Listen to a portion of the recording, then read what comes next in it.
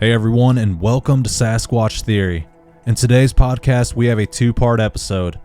Both of today's guests have told their Bigfoot encounters on Sasquatch Theory in the past. Our first guest, Steve from Arkansas, told us his encounters about a Sasquatch looking into the window at his grandmother. When the grandmother noticed the creature looking at her, she screamed and told everyone what happened, and the family grabbed their guns and ran outside to encounter the beast. The Sasquatch let out a roar and ran through the cattle gate, crushing everything in its path. Steve is here today to share another piece of evidence that he feels is connected to a lot of these unknown mysteries such as cryptids, aliens, and missing people. Our next guest is Dave, who also was on the show in the past and shared his encounter from the state of Oklahoma.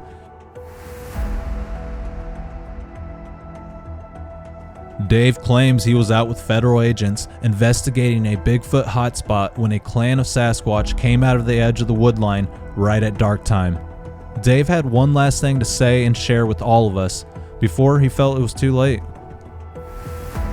Alright guys, with all that being said, let's dive straight into the Government Conspiracy Secret Files episode.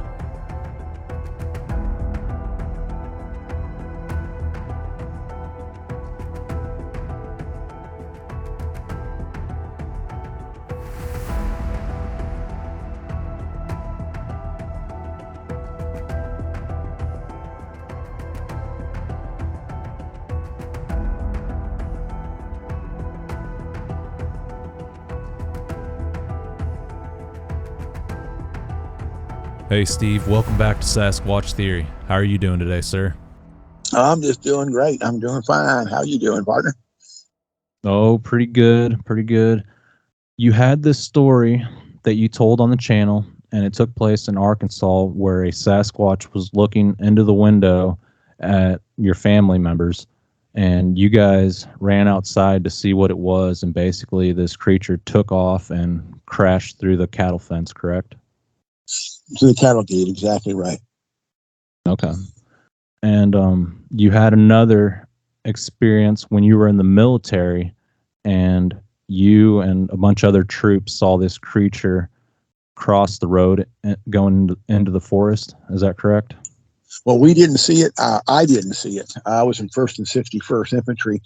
1st and 40th Armor was the battalion that was going Peace-on Ridge on maneuvers, and they saw it. And what happened was they went ahead, and the BC, the battalion commander, had radioed back to the division commander, reported the incident, and General Haldane was post commander at the time, went ahead and ordered a lockdown of Fort Polk for a week. And all of the battalions were deployed out there to the backwoods of Fort Polk and Peace-on Ridge to look for this creature. And we all did, and we were spread across the whole, of course, Fort Polk was huge. We were spread out there to look for it. We never saw it. Okay, my battalion never saw it. We heard a noise or something, and we found some destroyed deuce and a halves. Evidently, the creature had done, but we never saw it itself, ourselves. We had heard it got captured through the grapevine. There was never a confirmation on that, but we never personally saw that one.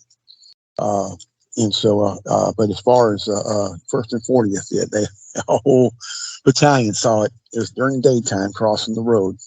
And to understand how Peace-on Ridge is, it goes right there, ties into Kisatchie National Forest, which is one of the biggest game reserves in the state of Louisiana. And it's massive, it's huge. And so there's been all kind of sightings out there reported. As a matter of fact, the show Finding Bigfoot, the mayor of Zwolle, which is not even 40 miles from here, which is not far from Fort Polk at all, right outside Kisatchie, basically, the mayor of that town had called the BRFO and reported several sightings out there in the town of Manning and Zwolle. And so the show Finding Bigfoot went out there to do a show on it, and they did recently, and talked to a lot of the witnesses and the mayor, and I'd seen these creatures out there, and of course they've been seen all through Louisiana. I've never seen one in Louisiana. I've lived right here in prime territory to do that. I live out in the middle of nowhere, miles off the highway, And like I said, that's 5.5 miles up my back door to the next house through the woods. I live in the middle of nowhere. I've been told by people all the time, hey, man, look, you can sit there and tell people you've seen a Bigfoot every night and get away with it where you live at. I said, that ain't me. I'm going to tell you I've seen that one, and that's it. And that was in Arkansas. I've never seen one out here. And I hunt all the time, so it's never happened. So going back to the Arkansas encounter, you mentioned that this thing crashed through the cattle fence and it let out a roar. Can you explain what it sounded like?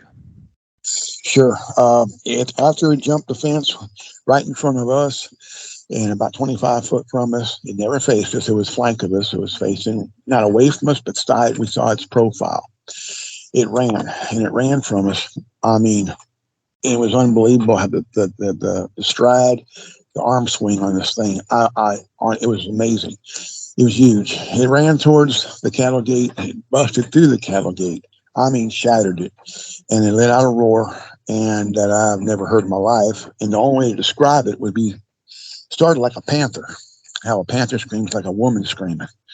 Mm-hmm. And loud, it was ear piercing. And it just fluctuated down to almost a bassy roar of a lion or an elephant. If that makes sense to you, it just rattled your soul. And I've never heard anything like that in my life. And I don't know if it was a roar of fear that it was running from us, a roar of warning saying, don't follow me or I'll get you. I don't know. But we sure wasn't going to chase it. But, and we didn't fire upon it. We were armed.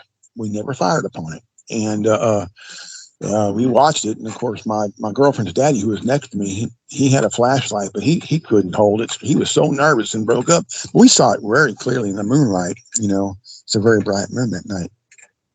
But and did you guys get a good look at it at one point? We did. We saw it from the flank, the side of it, the profile, then also from the back when it ran from us. You can see, the structure of this thing. It was about 8 foot tall, about 7, maybe 800 pounds in that area there. Very broad shoulders, very broad shoulders. It was covered in long, stringy, dark hair. This profile of it was a profile of a man's face. You can see it. It wasn't a bear because a bear has some kind of a snout. This didn't have no snout. It had a man's profile, big, huge man's profile, and a man's huge nose, and it's just that facial feature there. We didn't see his face straight on. Granny did, and we got the description of his face from her. The back of it, as it ran from us, it ran like a man. Now, again, the difference is a bear from this creature, because a bear can stand up like a man, it can walk like a man, but it cannot run like a man. And for a fact, it has to fall to all fours to run. This creature ran like a track star. It went across there, running, never fall to all fours at all at any time. Crashed to that cattle gate, and that cattle gate was made of oak wood. It was 2x6s, and it shattered them like they were balsa wood splinters. And now I want to inject this real quick. Not too far from that cattle gate was the corner post, and the corner post was a cut down telephone pole sunk about 6 foot in the ground, and that your corner post is the strongest part of the whole fence system. The power of that thing going through that cattle gate jerked that post over, that corner post over, dang near laid it down, and it wasn't broken, but it just laid it over. That's a lot of force right there. Not 20 foot to the left of that cattle gate where it broke through was a squeeze chute, and a squeeze chute's where you have cattle come through it and you squeeze them together to go ahead, not squeeze them, but you hold them together so you can tag them, dehorn them, whatever you got to do. And it bent some of the bars on that. That's a lot of power right there. So yeah, that's incredible. Could you hear the footsteps when it was running, like thump, yes. thump, or was it? You heard it. It was. It made, evidently made a lot of sense. It was 700 or 800 pounds because it was a thud when it hit and it ran from us. It was a thud, and it was just boom, boom, boom, boom, boom as it ran. And so yeah, it was very. It was nerve wracking. I tell you that. It changed my life forever, Miguel. I will tell you this. The day before I seen this creature, if you'd have told me about Bigfoot and Bigfoot exists, I'd probably laughed at you, thought you was drunk, because I didn't believe they existed. I never believed in those creatures. I never did. I thought it was a wild imagination of someone to say they even existed. However, from that night forward, I'm a firm believer, and there's no one can shake me on that. I know what I saw. Yeah. And Could you so see any eye shine? negative. We never saw it face on. We never saw it Mm. face on. So I can't tell you what its face looked like except for the description I was given by Granny, because she seen it look straight through the window at her. And she said it had red glowing eyes. So it was a big man's face, huge man's face. Saw the face very clearly. And but it wasn't a man. She said it was no man. It was just, she didn't know what it was, but it had big red glowing eyes. And I've heard that from a lot of different people saying that too. So that kind of confirmed what she saw. I figured some kind of night vision they have Yeah. ability, but Yeah, it could yeah, be. I haven't seen it myself, but I've heard a lot of other people say it. Could you yeah, smell anything outside when you went out there? yes, sir. Yes, sir. What Not it smell like? immediately, not immediately. So we went down steps out the back of the house. We didn't smell it then. We smelled it. I think we got about 10 foot from the corner post where it was hunkered down in the thicket. There was a dividing fence that divided the pasture from the thicket, the 50-acre swamp, and he was hiding in there. We got about 10 foot from that corner post, and that's when we went ahead and caught a stench, pretty strong stench, and it smelled like, the best way to describe it is matted old piss, and that's the best way I can describe it, mixed with something dead. I mean, musky. It was pretty. It may almost make you want to get it. Okay, so you had these encounters and you wanted to know more about it. And after our last interview, you relayed to me that you had another story, but you weren't sure if it was related to Bigfoot. You said that in the military, you experienced some underground military base situations. Can you run us through those experiences and kind of where you think they relate to Bigfoot, possibly? Sure, I sure can. Everything ties together. After this incident happened in Arkansas, of course, it wasn't, 6, 8 months later, we went ahead and had an incident at Fort Polk where Bigfoot creature was seen over there. 1st and 40th Armor had seen it across the road. The whole battalion did. So the BC battalion commander had radioed back to division commander, and they locked down Fort Polk for a week and sent all the battalions out there to look for this thing. We never saw it. My battalion, first Infantry, never saw it. We heard some crashes through the woods. We investigated and found some crushed deuce and a halves, but never saw the creature ourselves. We heard later on it was captured. However, that's not a confirmation. That was through the grapevine. So, I'm not going to say it was or wasn't. And anyway, after that happened, it shook everybody up on that. Of course, we were told we couldn't talk about it. I was so used to hearing that, we can't talk about this, can't talk about that. That's how it is. The military is strong about that, and they have, pretty much signed their failed documents and everything else to go ahead. But anyway, that's neither here or there. Shortly after this incident happened, about 3 months later, after this incident that happened at Fort Polk with this creature, I was given orders, TDY orders, to go to Fort Bliss, Texas. And we were sent over there. There was 5 of us sent over there. And Fort Bliss, Texas is over there on the west end of Texas over there, kind of outskirts of El Paso. It ties it right in the border of Texas and New Mexico, basically, where it's at. We were sent over there. We were given 5 5-ton military transport vehicles with sealed loads. We didn't know what was on the loads. Bill of lading didn't list it. We didn't have it. Didn't know what's inside there. We were not given previous information that what was inside those sealed loads. We were to follow a chase vehicle. Chase vehicle was a military sedan. The sedan was operated by 2 civilian, we called suits, civilian people, basically 2 people in civilian clothes. Civilians, we call them suits. Whether they CID, CIA, FBI, can't say, never knew. We don't know. All we knew is there were 2 individuals that definitely had higher clearances than we had. We had high clearances. They had higher clearances. how the military structure works on that is if I'm a GP 16 and you're a GP 17.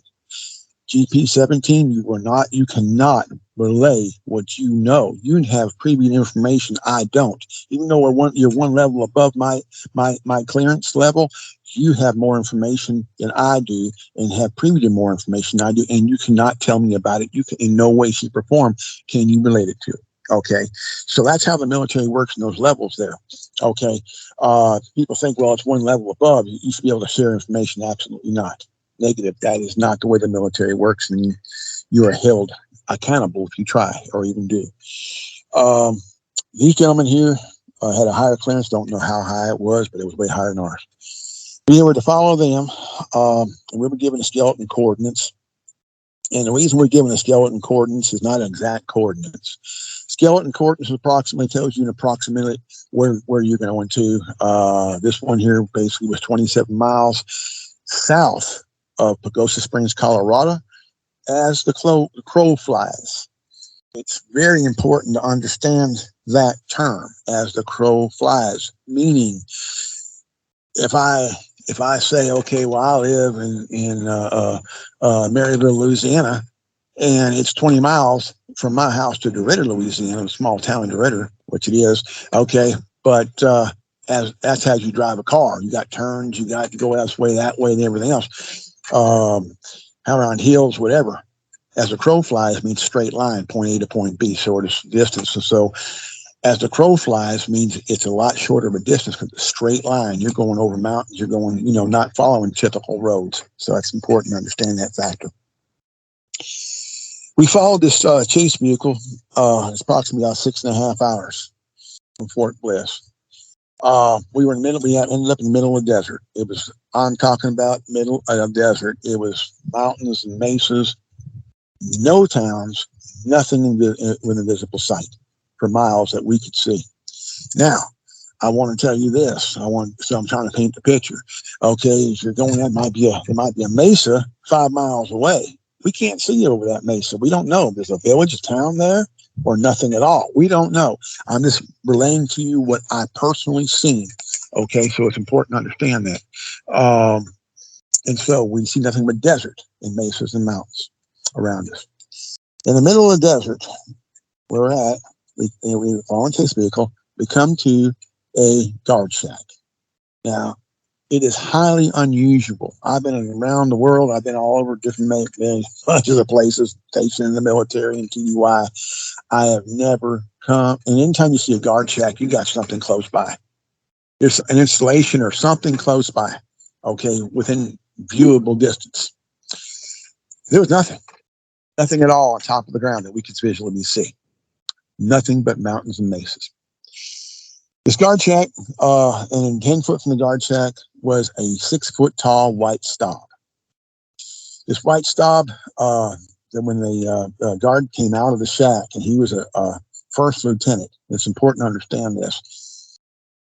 In the military, guards are never officers. They're always, either a PFC or an E4 or an E5, buck sergeant, something like that.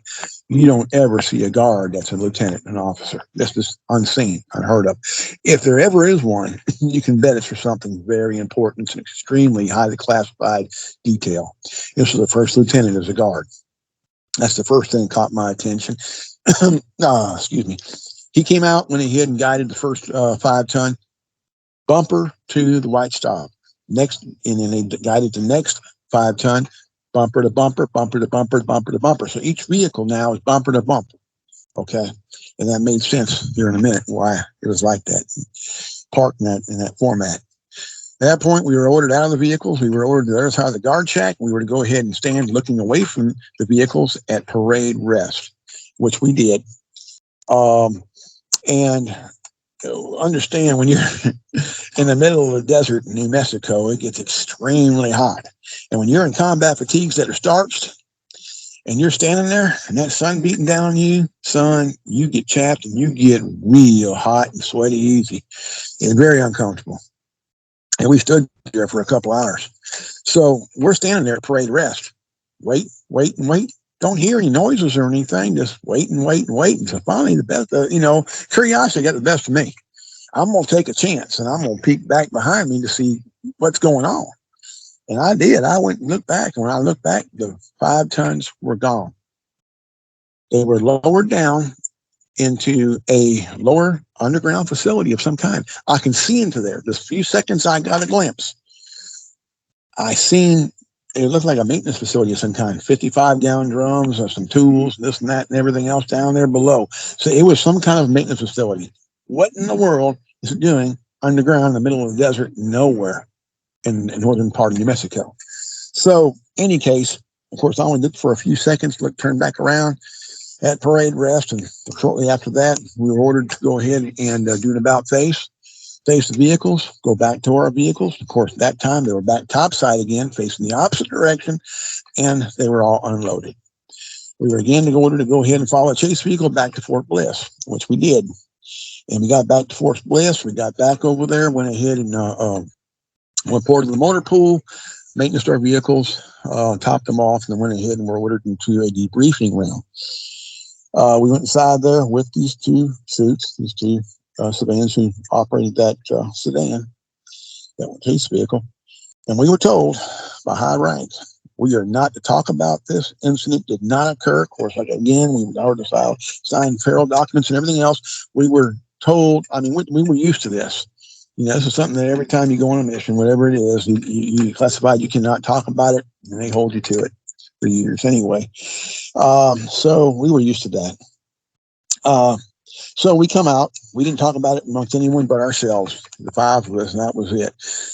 I reported back to Fort Polk again, and a good friend of mine, I never told anyone but him, and he worked in Army Intel. And so he went ahead and told me, he said, that's interesting. He said, I'm going to go ahead and check into this, man. I'm going to see. I'm going to find out what I can find out about this. And he had the means. He had a super high clearance, way higher than mine. So he had the means to go ahead and look in, being Army Intel, he could go ahead and find out all kind of critters, all kind of things. So left it to him. And that was it pretty much. A few months later, I received PCS orders to Europe, and I was PCS to Europe. Went over there. While I was in Europe, I was stationed, I had orders for Arnsbach 1st Division in Germany. I went over there, reported there. Was attached over to McNair Concern. They call concerns because they're military, or German government would not allow American military to build installations like Fort Polk, Fort Bragg over there. So they have used old French barracks from World War II. We housed in those. I was on Post Guard one time. We went ahead and I was making rounds, and I had a colonel with me. And the BC, he was with me, and we went down, he took me down below, and I went down underground. And he said Hitler, during World War II, had bored all kind of underground tunnels and channels underneath throughout Germany. And everywhere he went, and they operated at, in country, he did this. They had motor pools under there, underground, all kind of stuff he had created. And it went down 7 levels. We only went down 2, and that was it. I never went down the other 5, and we couldn't because it came to an iron door and it was bolted, same lock since World War II, so we couldn't go down any further. He told me that he said then Hitler did the same thing when he was over there in what is the name of that country? It's Ice Cube. Antarctica. Antarctica. When he went over there, he had an underground bases he had built over there. This coming from a full-blood colonel. And he said that he built several underground bases under there, and channels and tunnels and all kind of stuff over there. He also had mentioned to me that there was some connection. We never saw one over there. However, he was saying that there's the Germans talked about a creature over there like a Bigfoot, we known over here, a Sasquatch over there. And he said they've been seen a lot in the mountains up there. And of course, we were told by the villagers when we go on training missions, again, we couldn't train on installation in and out over there, so we had to go out. Our going in the field or maneuvers was actually behind a castle or in someone's backyard next to a guest house they called bars, or on a ski next to a ski resort.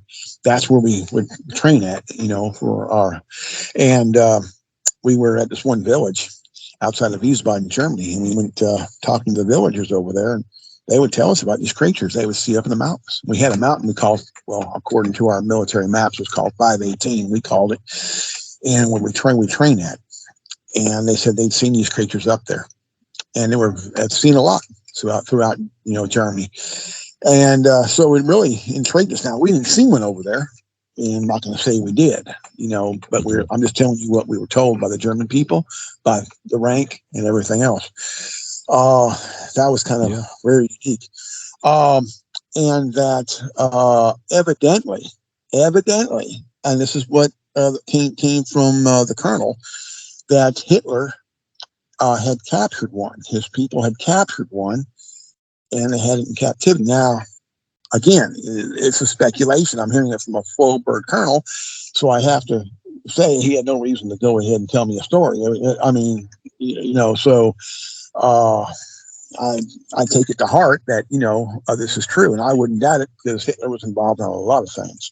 So, so there's got to be a lot of top secret World War II cryptid stories. I mean, there has to be. Yeah. They covered a lot of ground, and there was a lot of destruction. Yes, okay, sir. So going back to your underground military base story, you had these encounters where your grandma saw this creature and you guys witnessed it outside. Mm-hmm. And in the military, you got word that there was a Sasquatch being pursued by the troops, and you had this underground military base open up right before your eyes. Now, did you put a connection with the Sasquatch and the military base? Did you kind of mesh them together or come up with your own theory on what's going on? I believe, yeah. There's and let me go to the next point real quick. My partner, who was in an Army intel that I gave this information to, of course, I lost contact with him when I went overseas. Then I came back, 1984. I got married to my wife, and we stayed out here. In 1993, I was in Leesville, which is the town outside of Fort Polk, and I was over there in one of the clubs that we all used to go to as soldiers. And I ran into Tommy over there, my partner, who was Army intel. I ran to him. He was fixing to retire. He had never gone anywhere else in the military. They kept him there at Fort Polk, where he was stationed there, and he was fixing to retire, go back to Colorado. It was back in 1993. So we got talking and everything, and I told him I had ETS a couple years earlier and got married and living out in Maribel. He said, I said, look, why don't you come out to the house? He said, I'm fixing to go back to Colorado. I'm going to retire. I said, come by the house. And he said, I got some information about that incident you told me about years ago when you went to Fort Bliss. And I said, really? Well, come to the house and let's talk about it. He came over here at the house back in 1993, sitting on the same porch I'm sitting on right now, the same rocking chairs I'm sitting on right now. And he sat next to me, and he says what he told me. He said, I went through the information according to the coordinates you gave me, 27 miles south of Pagosa Springs, Colorado, as the crow flies. He said, that puts you where you were, approximately 3 miles outside of a town called Dulce, New Mexico. And he said, I said, I didn't see any town. He said, the reason why you didn't is because it's probably hidden by a mesa. It's a very small community, very small town. And he said, but you were right outside that town. And he said, there happens to be, and this is back in 93 now, long before anyone knew what Dulce was. I mean, I never even heard of the town of Dulce until he told me. I never, of course, this is back computers. This is right when computers, a few years after computers just came out, and no one even had them in their houses yet in 93. It was just barely coming in the businesses, and that was it. And they were very limited. The internet hadn't even really got structured yet. And it didn't even come into being for probably about 7 years later. And it was weak then. I don't think the internet really became anything to even talk about till about 2003, 2004. So he comes to me, he tells me this, and he says, you've seen one of the factors that the Dulce base. He said, and that's very unusual because not many people have seen that. And he said, but that's exactly in that coordinates right there you gave me and what you've seen. He said, you've seen probably in the maintenance part of the facility or something like that. They had several different factors and it spread out for several miles underground and in that area. And now I didn't see any UFOs. I didn't see any aliens. I just seen, inside there 55-gallon drums and tools. And that's pretty much all I seen, a 4 or 5 second glance, but when later on, as he told me this, and then later on in the mid 2000s, about 12, 13 years ago, when Dulce started becoming in the public knowledge, on the internet and this and that and everything else, I said, whoa, here, back in 1976, I seen this thing. I seen part of this base, evidently, and according to Tommy, this is it. And he would know because he was high up in Intel. So I was really amazed that, here I seen part of that installation. I wish I could say I seen an alien. I didn't, I didn't see any craft or anything, like I say. But evidently, there are more spots like this white stop and this little guard shack was, spaced out different places, by themselves out in the middle of the desert that would connect to be parts of this ports that go into that base, different sectors. And that just fascinated me right there, that, whoa. So, yeah, I mean, as far as, Tommy was a very big believer also in Bigfoot creatures. And he very big believer. Now, he never told me he ever seen one himself. But he said he told me these things exist because, of course, we had talked about that too a little bit, and he was one of the few people I ever told about and my experiences. But and he believed in them. And I think this all ties in together. I think it really does. And here's one of the things I think is the tie that binds, so to speak, with aliens, Bigfoot, underground bases and such, is there's a lot of people that believe that Bigfoot is, from another dimension, another existence, and another planet, what have you, which is very possible. I mean, it's very possible. I mean, I personally believe it's a creature that just been around, and but then again, to explain how it disappears so easily, is it go through a portal or whatever? What is it that it does? Is the big question. And so we wonder what ponders your mind. What is these things? What do they do? But they disappear so quick. Now that can be because they run so fast. Maybe they run 30, 40 miles an hour. Maybe they do go into a portal because a lot of people see them with UFOs and relate them to that. So when you take in account, and as I studied under Dulce later on, as it came out on the internet, I was able to study it a little bit to see. It talked about where there was actual, studies on creating cross DNA, humans with other creatures and such. I mean, there's all kinds of things. And evidently, it's not the only place in the world that they're doing it at, underground installation. There's a massive amount of places they've been doing that at, evidently. So it opens a whole different category up, how this all ties in together. There's no question these creatures are real. I've seen what I've seen, and I can't deny what I've seen. And all I do is relay my experiences.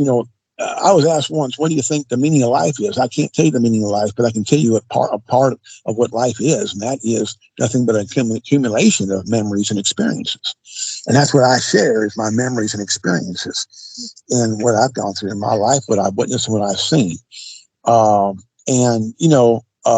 could tell people all the time, I said, hey, this is what it is. I mean, you can believe it, you cannot believe it. I'm going to sleep tonight either way, I promise you. But the thing about it is it's there. And this is what I experienced and what I've seen. And when people tell me their encounters, same thing. I can believe them or not believe them. Well, I tend to believe people because I know what I've seen, and I know this world is not what we were taught in the public school to believe it is. A major part of the story is being kept out of our knowledge, and so and evidently, for whatever reason, the government is keeping everything under wraps so tight. But it's coming out now. Tic Tac video comes out, all these things. People are starting to wake up to see, hey, you know what? These things are real. I wish I had, Miguel, I wish I had your bravery, son, to go ahead and go out there in the woods and hunt these things. I wish I did. I can't tell you that I want to see one again. That one I seen and heard gave me chills to the bone. I don't think I want to see one again. I know they exist. And I'm asked all the time when I go out in the woods hunting, what if you come across one? I don't know what I'm going to do. I honestly don't know. I've been asked by people, why don't you go out in the backyard, man? Out in the thicket, just beat on some trees and go ahead and call one up. Because they're out here all the time. You see them.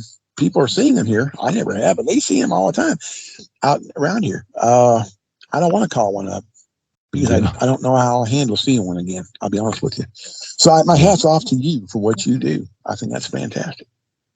Well, I appreciate it. And I want to thank you for sharing your experience with all of us and telling us more about your Bigfoot encounters. You bet. I'm glad. Thank you so much for having me. Yeah, it's no problem. All right, Steve. Well, I think that about wraps it up, and I'm going to let you go. Appreciate you, partner. Thank you very much, and have a great day. Yeah, you too. Thank you. I appreciate it. Steve, thank you for opening up and sharing the information you had about the underground installations used by the military.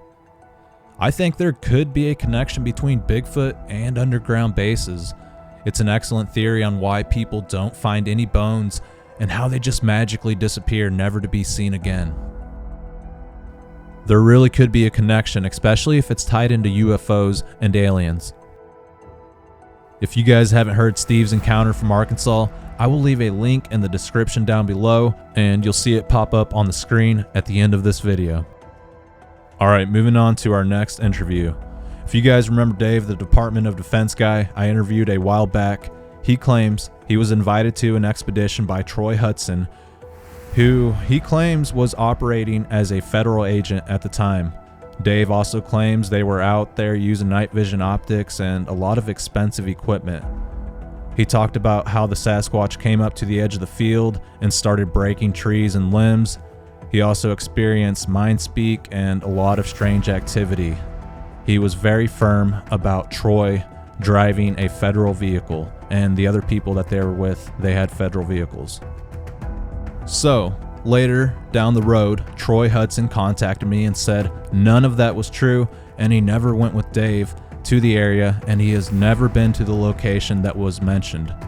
Troy said he does not know who the guy is, and he has never spoke to him before.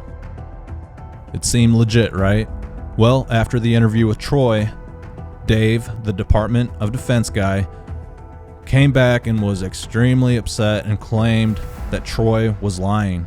I kindly explained to him, you can't drop people's names on the channel, and what evidence do you have that he's actually working for the government and this whole story actually took place? Do you actually have evidence, anything to back this up?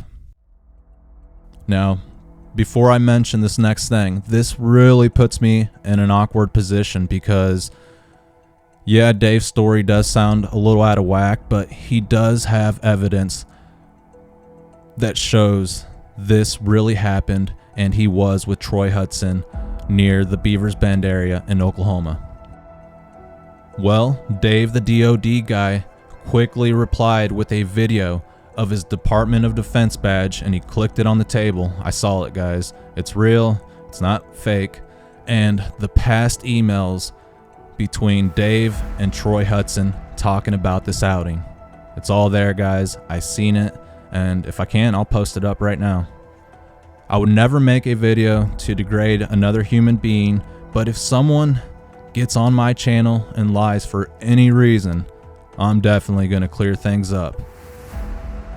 I really don't want to get in between whatever these guys have against each other, and I feel like I have allowed both parties to fully tell their story, so this is going to be the last video on this topic. The only way I will make another video about this topic is if the truth comes out about what's really going on. So again, we have another BFRO member, or ex-BFRO member, who is tied into hiding the truth from all of you. When I first started Sasquatch Theory, I noticed a lot of people wanting to camp and explore with me. There were always someone who worked with the government, and they would never really tell what they did in their personal life. They were always highly curious of my research areas and my encounters, where they happened. This is the reason why I don't take people to my locations anymore, and why I don't invite my guests to these areas. From my experience and perspective, it seems like these government people try to embed themselves and blend into the public. And look, I wouldn't say these people were working with the government if they didn't tell me that personally. They always say, yeah, I work for the government. I ask, what's your job? And that's what they tell me.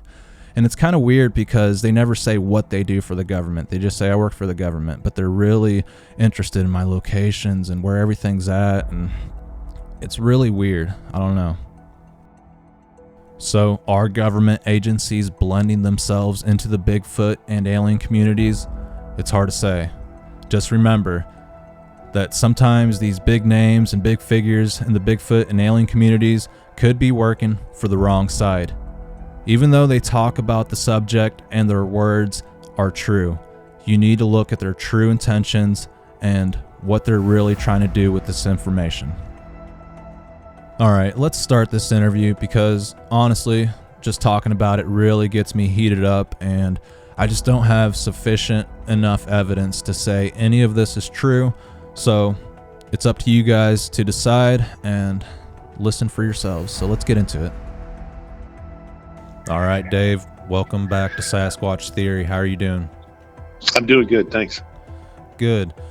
All right, so recently Troy Hudson got a hold of me and said that all the information you told on the show was pretty much bogus and it wasn't true, and he never went on any outings with you. You reached back out to me and sent a video of your ID badge and the email history between you and Troy Hudson. If you would, Dave, just kind of clarify things and your stance on what went down. Yeah, I will tell you exactly what went down there. This was the weekend of June 16th and 17th. I got down there a day early, 15th, and I stayed an extra day because I wanted to, kind of go into the local areas and talk to people about like the Humphreys incident and a few other things. I wanted to kind of do my own investigation beyond the investigation of just like what Troy had been claiming was going on there and stuff that we were going to witness. So Miguel, you're right. I sent you a screenshot of how I'm estimating about 16 different emails between him and I, just to lay the groundwork at first before going into other things, that the idea that he was never there and he doesn't know me and I was never invited is absolutely false. And I can prove it. I've got the invite. I've got the directions how to get there, driving through Big Cedar, Oklahoma, past, where Octavia and Onaby are. We're just north of Beaver Bend. He even in the emails describes if you need, to go to the next larger town, to go down to Broken Bow or Beaver Bend in the emails, in the invite of when we had the outing excursion, which was a paid for excursion. And that's something else I want to touch on here later. But when I got down there, like I said, I left on a Thursday, spent some time in Onaby, Poto, Octavia, Big Cedar. I had called people ahead of time to try to meet with people and interview people, which I did a few, and then wound up in a very remote area, kind of south and west of Big Cedar. And, I'm not from the area, and this is, quite a while back. This is 10 years ago. I'm not going to claim that I know exactly every square mile of the area and get all the town names correctly in their position, and where we were, because I'm basing this on my memory. But I also base it on the collection of emails that I've completely read through since we've talked to get all this, and then have forwarded to you so that you could see them and see some of the email traffic that I then later followed up on, especially with a woman named Arla, and who was there at the campsite where there was this kind of hunting lodge, and then we camped out there, just like I said, southwest of Big Cedar, which is pretty much straight south of Onabee and Octavia both. When I got there on Thursday evening, I saw and met Troy with, I think, about 5 other guys that were with him who were investigators or other Bigfoot type people. I wasn't able to confirm that they were government employees or worked with Homeland Security, but Troy told me that he worked directly with Homeland Security out of Whitewright, Texas, and had done lots of investigations with Homeland Security, federal investigations, including arson investigations, robberies, shootings, border crossing issues, which there are a lot of problems of those down there. There are problems like that down there. And I said, okay, man, I believed him. And he even admitted that he was a former federal employee. I don't know what he's doing now other than he shows up with the Naval Flotilla unit that's off the coast of Texas. That's something I found online where he was pictured in a photograph in a naval uniform with the flotilla group. When I got there, I witnessed what I believed, and I don't know how it could be any other way, a federal law enforcement vehicle, which was a Chevy truck, 4-door with red and blue lights under the grill. In fact, Arla, one of the people that were there, a woman, had been joking about how he was driving up behind people and flipping his lights on, as if he was pulling them over while we were down there. And they thought it was funny. So his claims that he was not using a federal law enforcement vehicle are, again, false. I saw it. I was there. I had a witness with me. Like I said, my friend Mark, that I took him down there with me. And we spent the entire weekend camping in a large clearing area southwest of Big Cedar, on private land. There was a like an Airbnb, lodge that was there that slept like 5 or 6 people. I didn't sleep there. I didn't pay for the visit. I told them I wasn't going to. I just wanted to come down on my own dime and check out what was going on. You also find in the email that he had told people that food would be provided after their $75 fee per person. That food would be provided for 2 days. That would be Saturday and Sunday, which is when the event actually kind of took place. And what I found was that he later followed up with other people through text messaging and then a few other emails of telling people to bring a covered dish, bring 2 or 3 of them. And that was the way that they, quote unquote, provided food for everyone with their, quote, $75 fee for access to Bigfoot. Now, I want to get into the gatekeeper types and those who basically sell access to Bigfoot. On May 20th of this month, Troy Hudson, who I was with on the outing at the campground there, is going to be a guest speaker at the Bigfoot conference in Onabee, and then later on at the museum down there. I believe it's $80 for the weekend for an adult to attend the conference, or I think $35 a day or $40 a day. They've got it broken down into different days and times, and then a book signing. And This is more, capitalist approach to access to Bigfoot and Bigfoot information. You'll find in the emails that I sent you, Miguel, that he mentions numerous times that, we're not trying to make money on all of this. We just need to cover our expenses. But I did some investigation. I contacted the people that are organizing the event. There's approximately 250 people that are going to be there with the vendors. They're selling vendor tables at $50 a piece and charging people $80 for the weekend, which totals up to about, just short of $20,000 for the weekend of access to Bigfootery. And okay, so this what did go you ahead. see though? Like, what happened when you met up with Troy? I'm not worried about him making money on these events, just because that takes time and effort to put together. It's not something that's free. So I want to know what happened during the event. It does. So I wonder. Okay, it does. I wanted to touch on the types that try to sell access to Bigfoot, which is what he does. And it was a big turnoff for me. I've met other people within the Bigfoot investigation community, and they're not interested in money. They want input, and they want answers, and they want help trying to figure out what they're experiencing, what they're seeing. Right. So did he charge you when you went?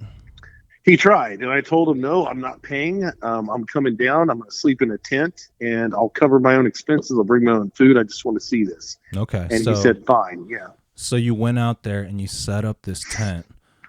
Mm-hmm. Where'd you set it up at? Next to the cabin out in the woods? Yeah, on the ground. Yeah, next to the cabin where people had rented the rooms for the night. Okay. So yeah, all those guys were staying out in cabins, correct? Yeah, there was a home on the property, and there was also a cabin that was a rental. Okay. At what point did you guys go out to this area that you sent to me on a map? Friday night. That's where the campground was. When you see that red arrow in the picture, and I'm okay if you want to show the picture on the podcast, that's fine. The map. That was.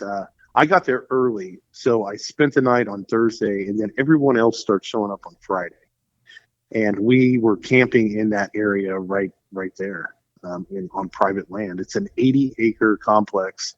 I think they call it the Bokotul or Bokotulu, which means in Choctaw where the two rivers merge land area. And it is a known habituation site. And that's where we camped. And man, to his credit and what we experienced, there's no doubt in the world that that's a habituation site. And what we experienced was absolutely paranormal. What was going on? Okay, so Troy took you out to this Bigfoot hotspot area, and you guys experienced Bigfoot activity right when it got dark. Is that correct? Yeah. So Friday night. We went out, we all piled into the back of this federal law enforcement vehicle. It was a black Chevy 4-door pickup truck. And we drove about a mile. It was a little bit far to walk with all of us. And plus at night, we needed headlights. When it got dark, we waited till about, it might have been 9 or 10 o'clock at night. There was a full moon out. We drove to a big clearing that was about the size of 2 football fields. And it was kind of oval shaped. And he said, all right, set up a perimeter, everyone spread out and walk the perimeter of this big clearing. And that's when you go back to listen to my experiences and what I saw, that's when I experienced the whole mind speak thing. I was kind of by myself. I knew that there was another guy about 50 feet behind me and another one maybe 50 feet in front of me. It's a big clearing, like the size of 2 football fields. And I could hear something walking. I could hear rocks kind of crushing and branches being broken and see like a shadow in front of me. We were in the trees. We were at the edge of the tree line, but we were in a full clearing where there were no trees. So we were on the very edge of it. And that's when I heard the ooh, ooh, ooh, oh, ooh, oh, ooh, like that. And it was in my head. It wasn't being heard. And I knew that no one could hear it. And I could hear it in my head. And I was frozen, and I walked backwards back into the clearing. and I could see another guy in the moonlight, and I yelled or whistled or something. I told him to come over, and I said, right there's something in there, and it's talking to me, and it's talking to me in my head. And then they break out night vision, and I'm telling you, man, they have all kinds of night vision, like rifle scope night vision and binoculars, both in Pelican cases. They're popping them open, and we saw a creature behind the truck. We saw one peeking behind a tree, and then we saw its legs walk from one tree to the other. And then,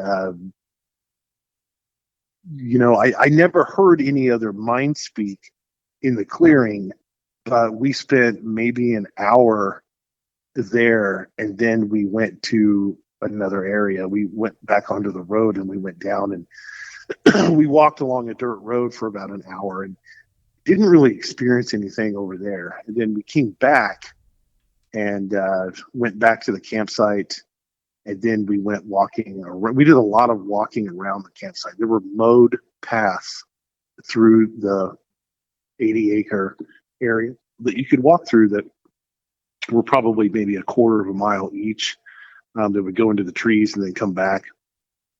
And these little loop pathways that would leave the campsite and then go back. And then that was it. We were pretty tired from driving. I didn't stay up really late that night. I want to say maybe midnight or 1 o'clock in the morning. And Saturday night was the really wild stuff that went on.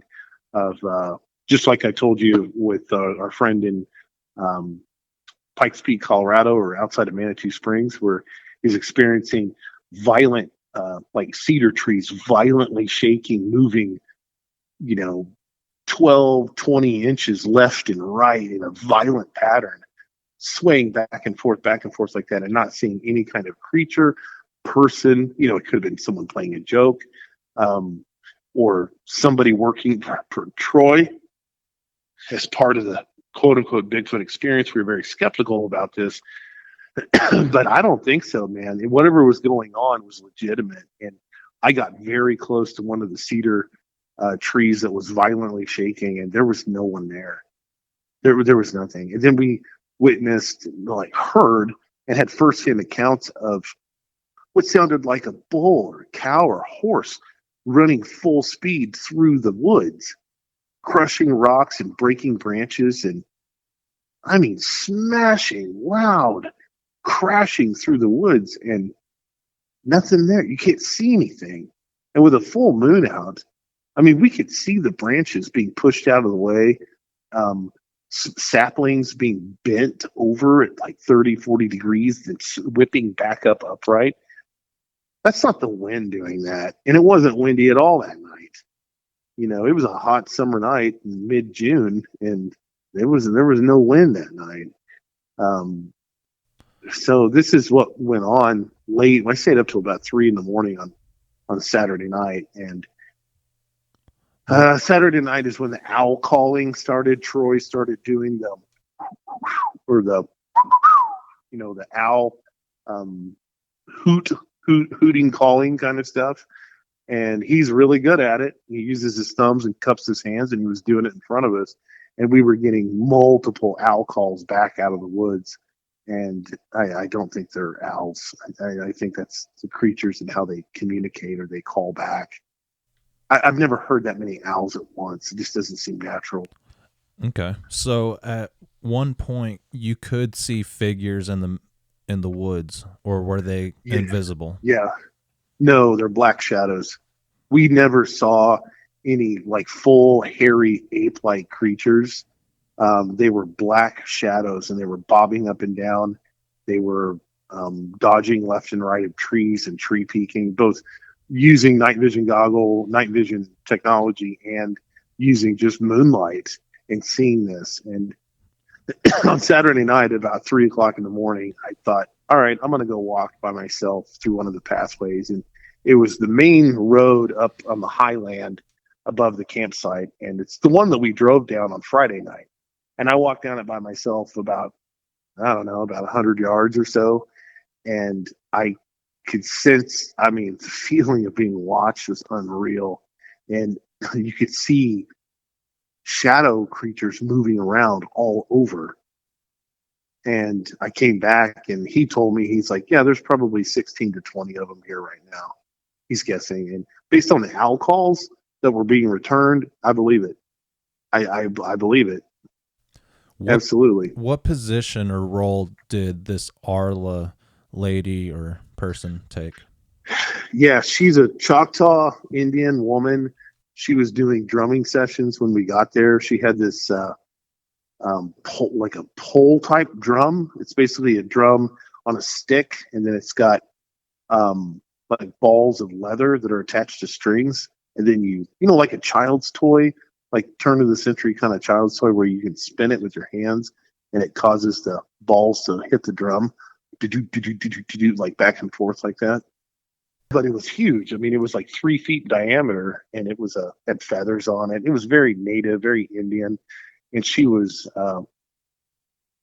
singing in Choctaw and using this drum on a stick up in the air and like getting these balls to smack the drum. And she was walking and singing and talking. And, I thought, yeah, all right, Indian drumming. Maybe that brings them in. We talked about, Do you think that's what brought him in? What do you think brought him in? The sound of us talking. Their chatter. They hear humans and they hear laughter and they hear people talking. And we were cooking food and eating and basically uncovering all the covered dishes that everyone brought. And I brought my own food, and then I wound up sharing it with everyone. I think I stopped at the grocery store and got like potato salad and baked beans and I don't know, maybe a few other things, bags of chips and yeah. So what motivates you to tell the truth about what happened in Oklahoma? I want people to know what it's like. I find your channel, Sasquatch Chronicles, the same thing. I want people to know about my experiences, and I'm glad that I've done it because I've met other people that have had the exact same experiences, especially with the violent tree shaking. I've talked to 2 people that have witnessed violent tree shaking, and it's in some ways for them to tell you, hey, we have this ability, so we command respect. It's kind of like with a lot of things, you come strutting in a room, at a bar full of girls and people or whatever, and you want to be Mr. Cool, you want to own the room. I think that these creatures want to do that. They want to let you know, hey, we can do this, and we know that you can't see us. Yeah, absolutely. I understand that part, but what motivates you as a Department of Defense contractor to tell the truth about what happened there with the federal government? Aren't you worried that you'll be in trouble or something bad will happen? No, I don't think so. No, I'm not worried about that. I know there's a cover-up. I've done my homework. I've talked to enough people over the years to know that the logging industry and the mining industry is very, very involved in keeping this quiet. If there's a body discovered, if there's one hit by a car, if one is shot, killed, for whatever reason, like I said, that there's like 1s and 10s, and I talked about the scale of the density of consciousness. Some of them seem to be paranormal. They seem to be ghost-like. They are an interdimensional creature.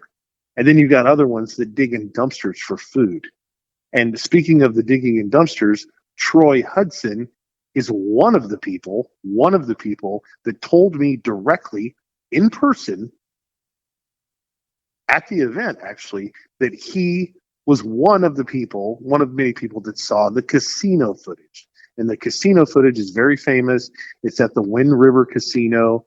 There's a couple of Wind River casinos. There's one north of Dallas, right across on the Oklahoma border.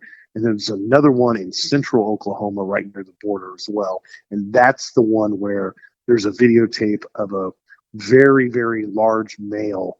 And it walks up, dips its head under a security light, and then reaches in a grease dumpster and pulls something out and then shuts the lid and walks away. Yeah. I know two people that if you look up the casino footage, there was I think a Monster Quest episode about that. I mean, they said that the Indian tribe destroyed the tape, and I don't believe that. I don't believe it at all. I think they kept it. Yeah. So do you think we were part of a cover up? I mean, Sasquatch Theory and everybody that was watching and subscribed to the channel, because he came on the show and virtually lied to everybody. Yeah. Don't know why. You've got the emails, and I've sent you every bit of information I have. I've got his cell phone number too. He has avoided me. Before I came on the show, I had reached out to him about any other expeditions going on or anything, and he just ghosted me. He doesn't want to talk to me. Now that he knows that, at the time, see, back then I just started doing federal contracting, and I've gotten much deeper into federal contracting work and working with different divisions of the government for contracting since the events of that weekend. And is he part of the cover up? Maybe. I don't know. I don't know. I can't speak for that. Do you think was he dishonest about what? Go ahead. Go ahead. No, I was going to say, do you think he heard your episode on Sasquatch Chronicles and that's why he ghosted you? Maybe. I don't know if he did or not, and I didn't care if he did, but I did not mention his name on Sasquatch Chronicles. I thought at that point, just keep things, anonymous, not mention his name. And then I did the first episode with you on your show, and then the second one, that's when I went ahead and said, okay, look, I wanted to prove the pudding. And show people, like, we're not making this stuff up. There are government people involved in this. There is a government cover-up that works directly with the logging and the timber industry. I have seen and heard this so many times from so many people that were directly involved with Department of Interior on investigations of missing people, scrubbing evidence, gaslighting, telling police officers who have read a report of a missing person and then being told from federal agents that never happened. You never read that report. That report doesn't exist. We don't know what you're talking about. From Florida to Colorado to Washington to Alaska. Alaska is another hot spot of missing people that seems to be brushed under the rug. There's over 600,000 people that go missing every year in America. 600,000. And those cases to get information on is nearly impossible. Yeah, it's wild. You'd want to hide something like that from the people. Yeah, and if anybody's trying to, create disinformation about what goes on with either federal law enforcement, Homeland Security, or whoever they are, and they're now telling people, no, that never happened. They're just gaslighting, just like everything else we've experienced. Troy's gaslighting the public. He's going on your show telling people, oh, this never happened, when it did. Yeah, I saw the emails. So you think this is why people always say that the BFRO works hand in hand with the government? I don't know if I can't speak for BFRO, but I have some really bad feelings about Matt Moneymaker and what the real reasons are behind BFRO and the database. That is unreal. Whoever put that together, that is not an individual that put that together. That is a team of people that worked on that website to create that database, and it's wide open where you can go and make your own reports. And like I said before, when I was part of a product development team for a personal computer and Xbox, it was a kind of a side project I did with an engineering group. We were looking for a way to promote the product and get it in front of industry after we patented it. And I've been involved in multiple patenting processes for all kinds of electronic and mechanical equipment, air conditioning. Over the years, you figure out, develop things, they solve problems, and you patent it. It's easy. What we found out about Apple Computer was very disturbing. That if you go, I challenge anybody right now, go online and try to submit your creative idea to Apple about a new smartwatch, a new application, a new shortcut on a keyboard, to a new screen technology that you found out about from somebody for Apple. They will block you. They have a website and a domain dedicated to, we do not contact us at all whatsoever. We don't care how good your idea is. We don't care what it is. Do not contact us with anything about your ideas or products, period. That's what they do.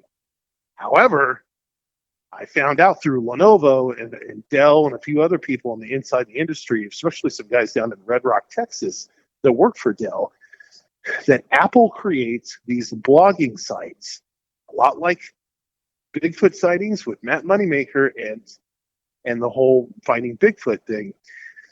They go and they create these blogging sites where you can go and discuss with friends about, oh, wouldn't it be cool if Apple did this, Apple did that? Oh, I would love to see Apple put this screen in their, iPhone 16 that comes out next year, whatever. They have whole teams of people that watch these blogging sites and they steal your information. That is how they operate. I know that for a fact. And I've had multiple people tell me that's why Apple does not want to talk to people or get any kind of input.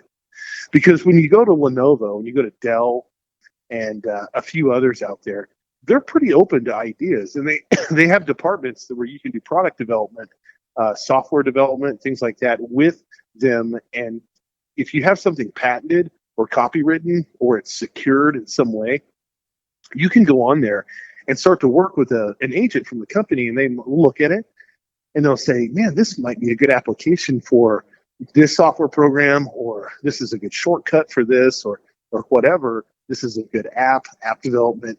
They're open to the idea. They're not like Apple, but Apple is no different than Matt Moneymaker with the BFRO, and they are looking to get intel to find out where people are seeing these creatures so that they could sell the information or give the information back to NSA, CIA, FBI, or any other three-lettered agency, Department of Interior, that needs that information. They can go and kill the creatures to suppress and cover up what's going on. I know for a fact that they're involved in the direct murders of Sasquatch creatures. And I got that directly from U.S. Army intelligence in a situation in Utah where they were hunting them with helicopters. And it was very disturbing to hear about what was going on. A family group was shot to death from a helicopter that was on the run. And it made a lot of sense that if it's that important to cover it up with the logging and the mining industry, you think logging and mining industry people aren't afraid of killing people to get them out of the way? Think again, man. Like, you're living on another alternate plane of reality if you don't think they're capable of it.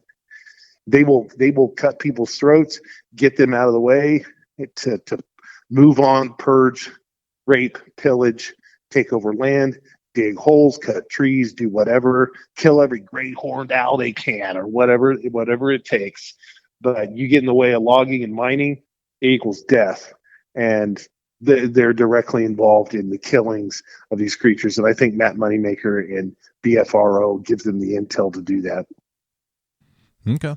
Yeah, very good, Dave. And I appreciate you sharing all that information with all of us. And it's up to you if you want to share the location, the screenshot that you sent over, but I don't want to step on anyone's toes more than I already am. No, you can share the screenshot. That's, to my recollection and looking back on the maps, that is the closest spot that I can recall of where we were at the campsite. But we traveled we went back up to Onabee. We went swimming in a creek area and then came back to the campsite. We traveled around. Okay, so we need to touch on going to the arson investigator's home. Troy claims that he would never take people to someone's home. That is a lie. He took myself and Mark and the entire group that was there who had paid to be on his quote-unquote Bigfoot outing to a man's home outside of Onabee. It was either in Octavia or Onabee. I can't remember exactly. I wasn't driving. We got out, went into his home, all in the living room, sat in a circle. There was about 12, 13, 14 of us, something like that. Troy then began to talk. He likes to dominate the conversation, in pretty much every way. and began telling us about how he left BFRO. He brings this up all the time about when I left BFRO, when I left BFRO.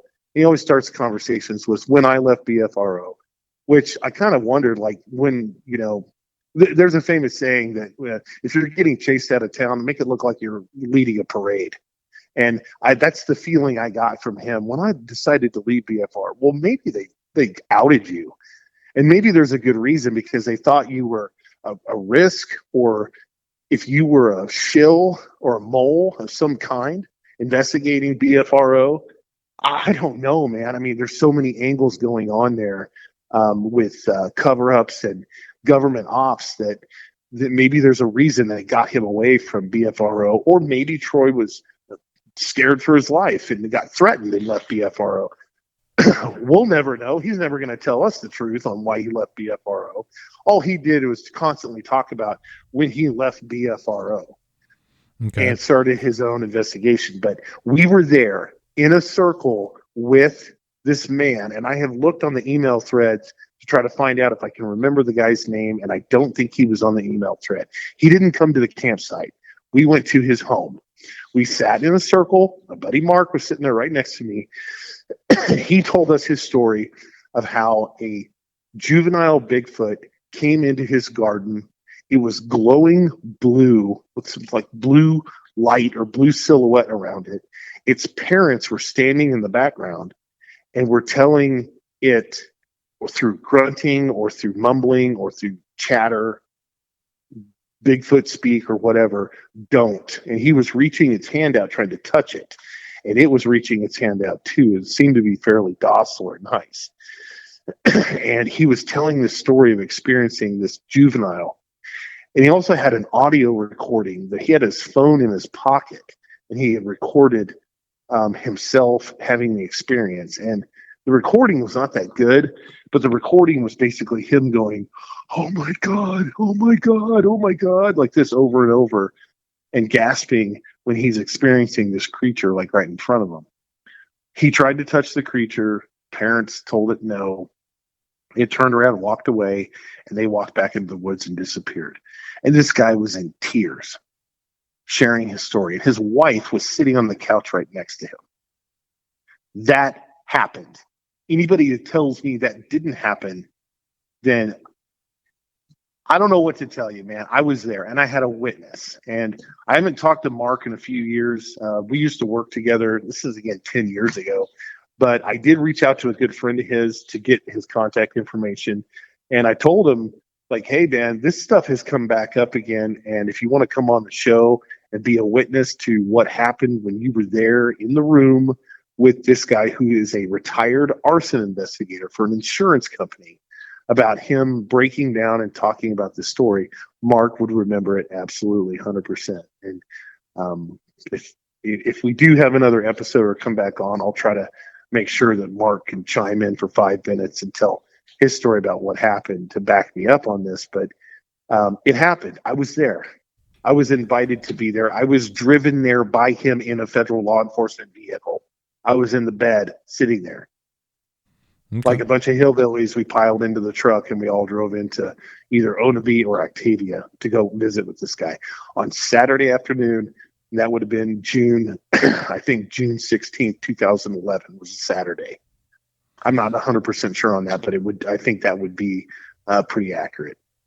But I don't have a calendar in front of me.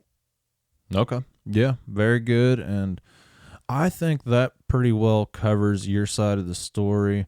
And, you know, I think you cleared everything up for the most part. And that was my main thing, was clearing up who's telling the truth about what happened. Just because, you know, something's off on my channel or someone's lying, I want to clear it up for sure. Sure. Yeah, I would too. Absolutely. Okay. Well, I think that's all we needed to talk about was the emails. And yeah, you did send over your ID badge in video form, and it's not photoshopped. It's real. I saw it, and there's an email history between you and Troy Hudson. So I think you're telling the truth, sir, and I appreciate your willingness to share the truth and stand up for what's right. Yeah, that's what we got to do in this subject. There has to be transparency. There has to be honesty.